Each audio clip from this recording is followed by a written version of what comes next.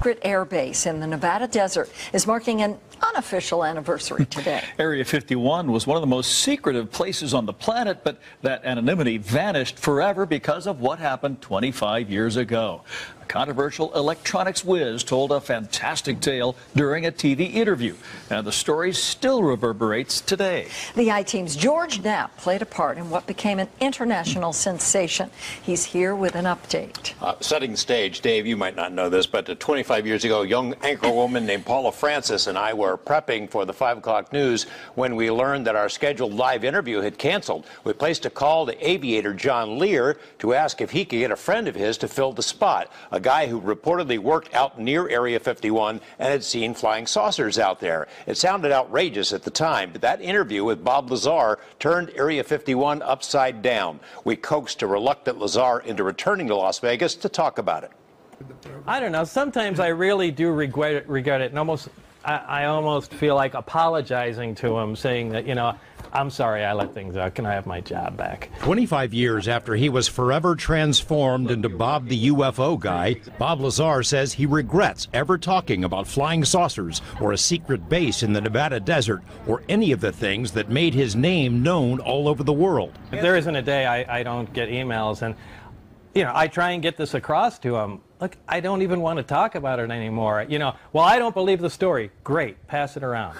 You know, I really don't want you to, because it makes life difficult for me. A quarter century ago, not many people outside of Nevada had ever heard of Area 51, the mysterious base 100 miles north of Las Vegas, a place the government said didn't exist. It was the location of choice for all manner of black projects, spy planes that were kept secret from the public. And that's my driveway, that's Bob, that's Gene Huff, and Bob's wife Tracy and Chris.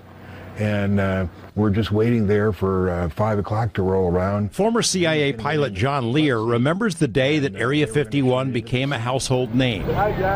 This is home video he shot as a KLAS news truck prepared to broadcast a live interview from Lear's home. Lazar was understandably nervous. Yeah, he was nervous because he was putting it all out on the line there, and here he was going to, you know, reveal all this secret that he'd signed, you know, that he was going to never tell anybody. It's not only a crime against the American people. In the interview, Lazar's face was hidden, and he used a pseudonym, Dennis, which was the first name of his boss out in the desert. Well, there's several, actually 9 flying saucers. Lazar claimed he worked intermittently at a location called S4 south of Groom Lake, the main facility of Area 51. He said the hangars had been built into the side of a mountain disguised as desert, and inside were a set of 9 flying saucers. Months later, he revealed his identity to the world and said the technology he'd worked on was from somewhere else, that it was being taken apart to figure out how it worked. The reason that they're round and have no sharp edges is to contain the high voltage. When you get yourself in position, the information exploded like a bomb, and in the quarter century since then, the world has beaten a path to Area 51's door. Every major news organization in the world has written stories. The base has inspired documentaries and TV dramas. Dozens of books have been written, fiction and nonfiction, hundreds of news articles, many of them critical of Lazar and skeptical about his background. His tale launched 1,000 product lines, every trinket you can imagine, along with assorted businesses, a AAA baseball team, and the world's only extraterrestrial highway running right past the entrance to Groom Lake. President Obama recently made a point of publicly acknowledging Area 51. What's really going on at Area 51? And former President Bill Clinton told Jimmy Kimmel he'd looked into those stories about space aliens. So first I had people go look at the records on Area 51 to make sure there was no alien down there. Even the Kardashians have made a trek out into the desert. That's a security guard. Look how you know, that story moved throughout the internet so quickly, and not just the internet, but news in itself. Like, was in the first 48 hours after the broadcast, it was in Japan. Back in Las Vegas for a visit, Lazar recalls why he came forward in the first place. He had traveled to the S4 base only a handful of times, but began to get scared. I began to get worried in that, boy, they've given me all this classified information. They're not calling me anymore. They won't take my phone calls. And in the meantime, apparently they're deciding what to do with me. Look how bright it's getting. Look at it now. For a variety of personal reasons, Lazar couldn't keep the story to himself. He shared his tale with John Lear and Gene Huff. They and a few others made treks out to the outskirts of S4 because Lazar said he'd learned when the test flights of the saucer would take place. 3 weeks in a row, a glowing object appeared over the mountain. Look how bright it's getting. Look at it now. And just a few minutes ago, we saw one of the government extraterrestrial UFOs. The time when Bob said there would be a test, there was a strange light jumping around in the sky above the location where he said it would be at the time and date he said it would be. You know, here, the craft took off when I said it was taking off from past the mountain range, which was Papoose Lake, S4, south of Area 51, you know, in a restricted area. So it's not like anyone was out there with a model plane or anything. And, you know, flew around, did incredible maneuvers that impressed everybody to the point where we got scared and got behind a car, fearing the thing was going to explode. But really, how do you explain this? It's bright right now. Lazar has more than his share of critics, including the poobahs of the UFO community who think he made it up. And he has holes in his background that have yet to be filled. But to date, no one has yet been able to explain how he knew those test flights would take place out there. Tonight at 11, we tag along as Lazar takes a tour of the Area 51 Museum exhibit that his story inspired. And over the next few days, we'll be adding material to our website, including the original series that we broadcast and some extended excerpts from this most recent interview. You remember that day? Has he ever backed off those original claims? No. Really Tells the same story right now. There you go. I saw a clip of our interview in Amsterdam in 1997. Never That dies. was a shock. Great job then and great job now, George. Thanks, George. At 11 with Paula Francis and Dave Crevassier. The news of Southern Nevada is now. It's been 25 years to the day since a live interview with a shadowy guy named Dennis changed everything for America's most secret military base. Dennis turned out to be a Las Vegan named Bob Lazar, who claimed to work at a secret facility built into a mountainside just south of Area 51. The story started a UFO stampede that continues to this day. Lazar has tried to put the flying saucer stories behind him and has been discredited in the eyes of some critics, but it is a story that simply won't go away. We coaxed Lazar into talking about the last quarter century of UFO craziness. The I-Team's George Knapp has the story. What better way to unwind after a long day than a glass of Groom Lake red wine from the Ailey Inn? Maybe spend a few minutes staring at the paintings you picked up at the Area 51 art show, while perhaps listening to the Bob Lazar music video. The story that Bob Lazar told 25 years ago this week has gone around the world many times over, inspiring books and TV shows and movies. Who knew that Indiana Jones' warehouse is at Area 51? That sound you hear means Agent Black will be waiting for you. You're too nice. Another repository of Area 51 lore is the exhibit at the Atomic Testing Museum. While in town recently for our interview, Lazar took the tour. I guess I have to get a picture of that, too. It was a little surreal watching Bob Lazar as he saw tape of the first interviews he ever gave about his time working at S4. Later, as we plowed through boxes of paperwork about his claims, Lazar reiterated his preference that people don't believe his story. Look, I am not out there giving UFO lectures, producing tapes. This is not a business of mine. I am trying to run a scientific business. And if I'm the UFO guy, it makes it really difficult. It's to my benefit that people don't believe the story. These days, Lazar and his wife operate a scientific supply firm in Michigan. He's received media coverage because of the odd stuff he sells online, but not everyone has made the connection to Area 51 and the stampede he started back in 1989 when he told of working at S4 south of Area 51, where he saw flying saucers so advanced they had to be from somewhere else. This is a model of the reactor he says was able to generate its own gravitational field, powered by what he called Element 115. Barry turned on the reactor, which was a flat plate and half of a basketball essentially on it, just a hemisphere. And once it was activated, you could not touch the sphere. You put your hand on it, and just like the like poles of a magnet, exact same type of force. He had a little golf ball, and we dropped it on it, and it never hit the sphere and fell off, and then we threw it at it and it rebounded and knocked the ceiling tile out of place.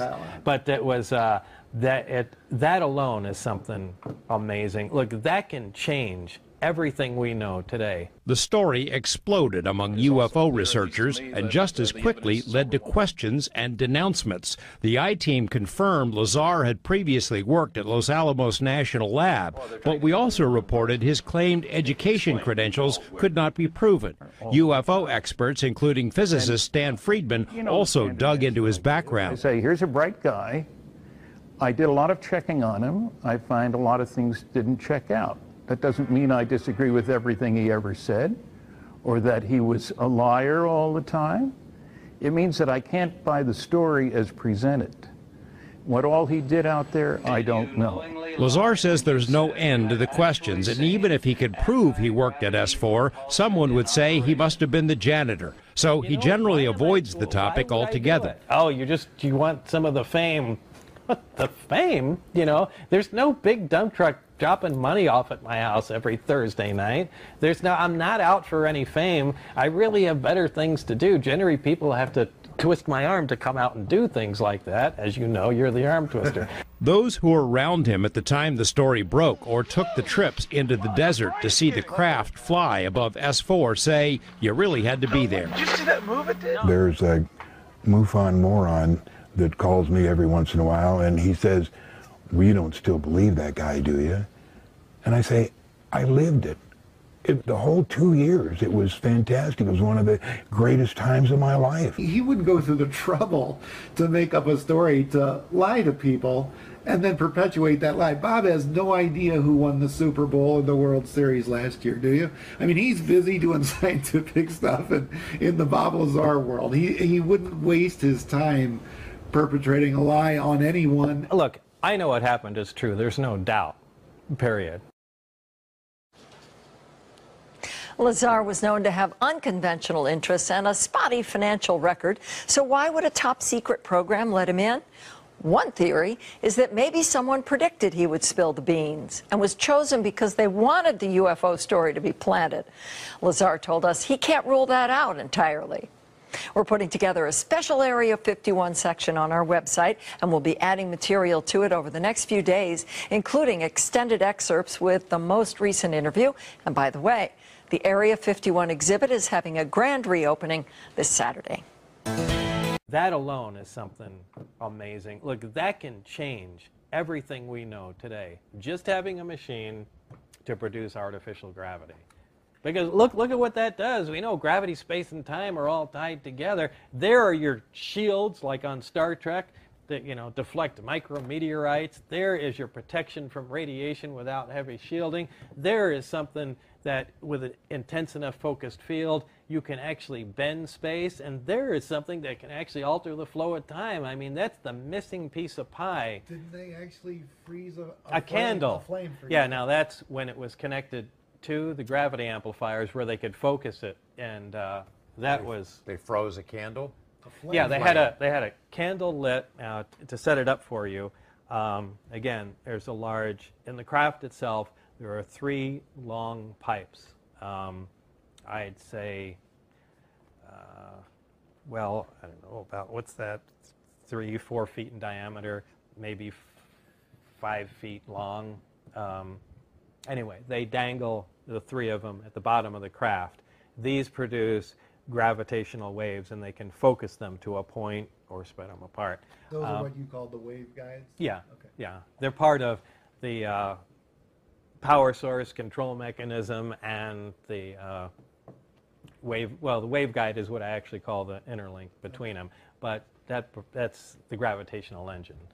They had one of those devices out along with the subsystem that connects it. So they can produce the power from the reactor, it runs the gravity amplifier, and they can focus and change the gravity beam that comes out of it. They took, speaking of Barry, took a candle, put it close to the mouth of it, lit it, a normal flickering candle flame, and then activated the reactor. The gravity wave came out as expected, and the candle flame remained luminous and stopped moving. And Which I mean, defies physics. yeah, because The look, if it's going to photons- freeze it, the photon should stop being emitted. If it's going to, change the characteristics. Look, how can the combustion continue to take place without the convection inside the flame? Because actually, the reason a flame is elongated is not really because of heat, it's because of gravity. Because gravity pulls down and, convection moves flames upward. It's why in a zero gravity environment, flame is a ball. Obviously, there's nothing to pull things around. But anyway, if you negate the gravity around it, why is it still pointy? How can it still be making light? And why doesn't it move? Well, I mean, heat, from what Barry said, it's not just gravity, but it's also time locked. You've distorted the frame of time. Yeah, they essentially froze a piece of time there. And what do you say? I mean, it's empirical evidence. You're looking at it. It's not You a. can see it. It doesn't make sense that you could see it. And look, the stuff I saw there was the most unbelievable, literally, because it defied what we knew as physics. And at least I thought it did. And maybe what we knew was a little incorrect and just needed viewing from a different angle. They finally did synthesize element 115 that had the properties that I stated. But it wasn't stable. Yeah, it wasn't stable. Now, each element has isotopes. For instance, let's talk about hydrogen. We're all familiar with hydrogen. Hydrogen has 3 isotopes. They're all hydrogen. There's hydrogen, protium, be the technical name, deuterium, and tritium. Well, tritium is a radioactive hydrogen. Deuterium is another stable isotope of hydrogen, and regular protium, ordinary hydrogen, is the hydrogen we all know. They're all hydrogen. They have different amounts of neutrons in them. They all have 1 proton, which makes them hydrogen. Now, this is true for all elements. You can have the amount of protons in them determines what element it is. So element 115 has 115 protons in it. It's element 115. Now, depending on the number of neutrons it has, it will still be element 115, but it can be any number of isotopes of it. 115 undoubtedly has, many isotopes of it. We've synthesized 115. We made 1 isotope. We have a radioactive one. Now they just need to continue on working with it. I mean, they made just a few atoms, but we'll see what other isotopes they come up with. One of them or more is going to be stable, and it will have the exact properties that I said. Or could we make it? Or does it have to be natural? As you speculated about that Well, before. it's natural. It'd be difficult to find it.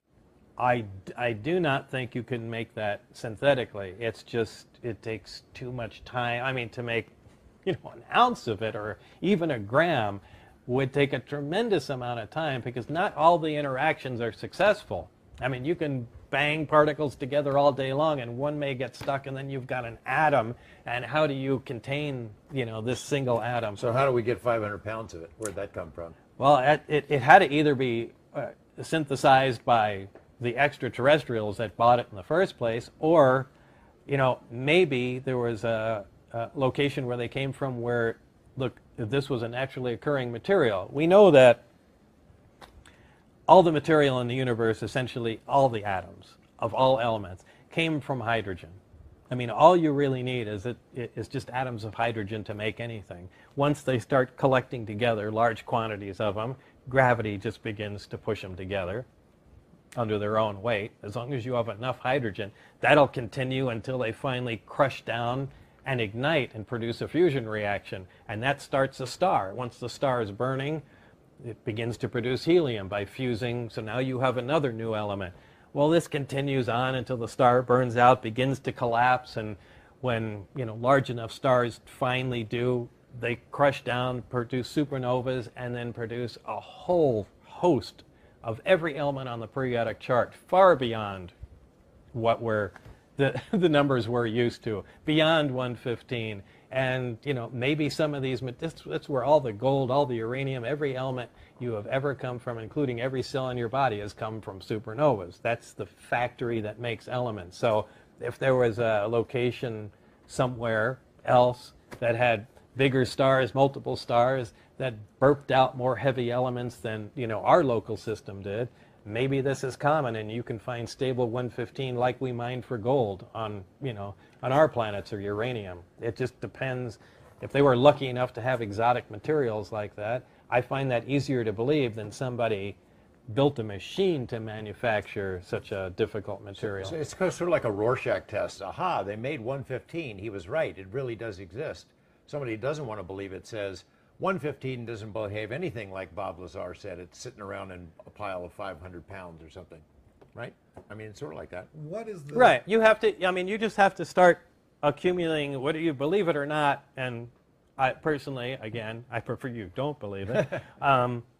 You know, just begin accumulating the facts that you can, you know, you can verify, and really be careful. But that drives them crazy. I mean, That's you need fine. to answer this. Now, I need an answer. How many times do you get that in a week still after all this time? I get, there isn't a day I don't get emails, and, you know, I try and get this across to them. Look, I don't even want to talk about it anymore. You know, well, I don't believe the story. Great, pass it around. You know, I really don't want you to, because it makes life difficult for me. I'm trying to do serious research.